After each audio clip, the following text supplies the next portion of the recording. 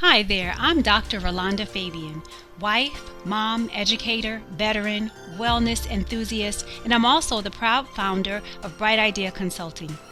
I'm passionate about helping you thrive, prioritizing your well-being, achieving your breakthroughs, and unlocking your personal potential.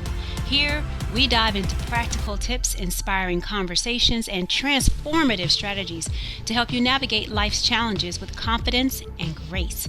Whether you're looking to strengthen your relationships, practice better self-care, or find balance amidst the chaos, you are in the right place. So if you're ready to grow and create the life you always dreamed about, welcome. I'm so glad you're here. Now let's dive into today's episode and start building your brighter tomorrow today.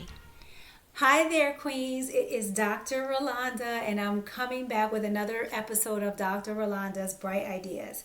But before I dive into anything, let me say this. If you are new to the channel, I want to give you a very warm and hearty welcome. If you're returning to the channel, I want to give you a very warm and hearty welcome back. Either way, I hope that you find this information helpful. I hope that you will like it. I hope you will subscribe for new information so I can know that I'm on point talking about the things that you want to hear about. And I hope that you will share it, because sharing is caring. If there's someone else who needs this information, go ahead and share it with them and bless somebody. Okay, so today what we're going to be talking about is all the reasons why we can't do the things that we want to do. And before I dive into it, let me give you a little bit of background. So if you don't know, I'm a person who believes very adamantly that we are queens and we wear lots and lots and lots of crowns. But the problem is, putting on all your crowns at once and not taking care of yourself, you will find that you will burn out. I know from personal experience that that is what happens when you don't take care of yourself. And we exist on four pillars of what I like to call four pillars of wellness. You have to take care of yourself physically, you have to take care of yourself mentally, emotionally, and spiritually. When you are lacking in any one of those areas, the ball will fall, the bottom will drop out. I mean, you're going to give out. So what I try to do is give you messages of encouragement and strategies for taking care of yourself on all these domains so that you can be the best person you can be to yourself first, and all the people who rely on you or who need you, who care about you, and who love you. Okay? All right, having said that, oftentimes when we're giving to everybody else, what happens is what we want ends up taking a back seat to everything else. And that's not healthy either, because when you neglect yourself, you don't have anything left to give to anybody else, right? And so I had to take account. I had to be accountable to myself and say, I'm not happy. I'm not living the life that I want to live. There's some things that are missing. There's more that I feel like I need to give. And this is my way of doing that. But it wasn't easy getting to this point. I had to change a lot about what was going on in my mind. I also had to do what I'm about to share with you today, which is remove all the excuses. We are embarking on this new time in our lives. And during this time, we have to be honest with ourselves, and we have to be mindful of ourselves. So let me just go ahead and get into the message, and it'll all start making sense to you. So let me start with this. How many times have you had a thought, a really big, great, brilliant idea, and you were like, oh my God, I won't forget. I'll write it down as soon as I'm done cooking dinner, or as soon as I'm done cleaning this up, or folding these clothes, or finish this work, or as soon as I send this email or finish this phone call, I'm going to write it down. And then as soon as you're done, you already know what I'm about to say. You forgot. You forgot what it was, that brilliant idea that you were like, I cannot wait, I'm going to write it down. Sis, don't let that happen to you again. A lot of times those brilliant ideas are like inspired thought that you really need to be mindful of. For the longest time, I had been saying I was going to switch career paths and go in a different direction. This actually doing these videos is a part of what I was saying I was going to do, but I was terrified. I didn't have any of the equipment. I had all the reasons in the world why it wasn't going to work and I shouldn't do it. And I really just had to stop all that noise and just do it for the sake of my own mental health and well-being, right? If it's something that's on my mind that I needed to do, I needed to do it.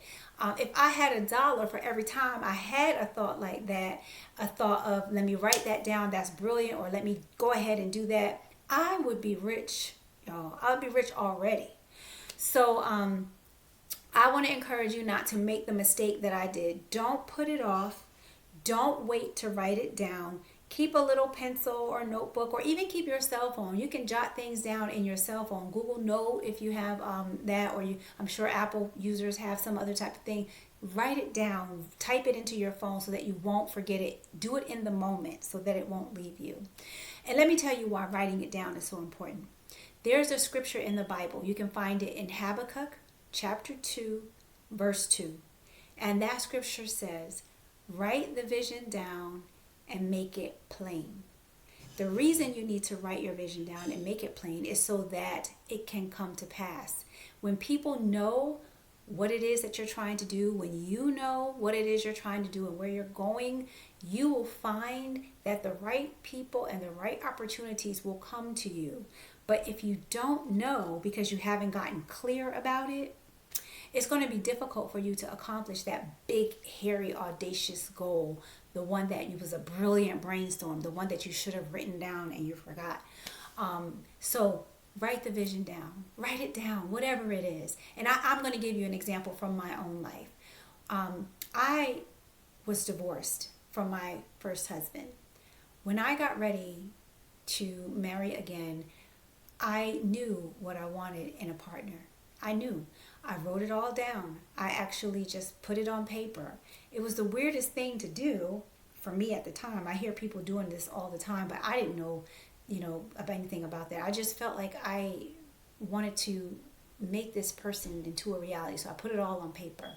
I put that I wanted him to have been married just like me because I wanted him to be someone who understands and wanted to be married again because I wanted him to understand the sanctity, the high regard and respect of marriage. I also wanted him to have had children because I don't mind. I love children, but I didn't want any more children at that time. I was a little older, had the children I wanted to have and didn't want to have any more. So I wanted him to not want any more children. I wanted him to have had all his children, and I thought, well, we could blend our family. How beautiful is that? I wanted him to already be settled in his career. I wanted him to understand how to love and respect a woman. Y'all, I even put on the paper that I wanted him to have dimples. Because I think dimples are just the cutest thing. I really do. And I took that paper and I showed someone what I wrote. And I remember the reaction that I got.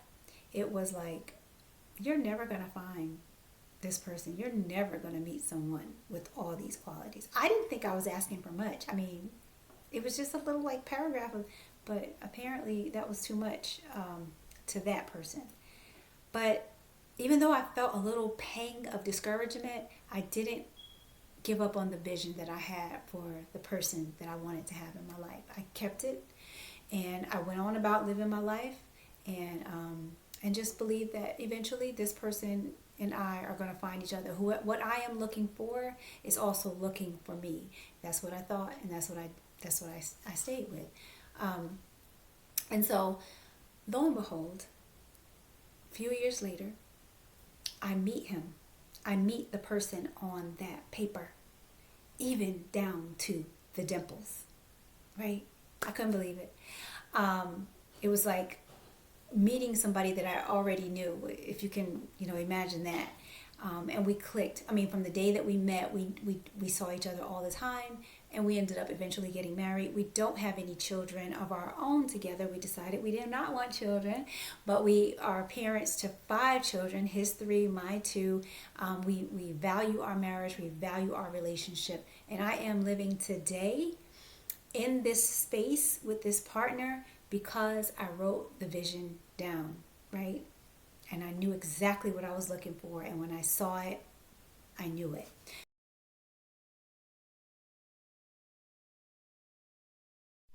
Thank you so much for joining us today.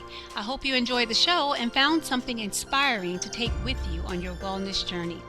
If you're ready to dive deeper and kickstart your journey into well-being, visit mvp.brighteideaco.com/free flourish.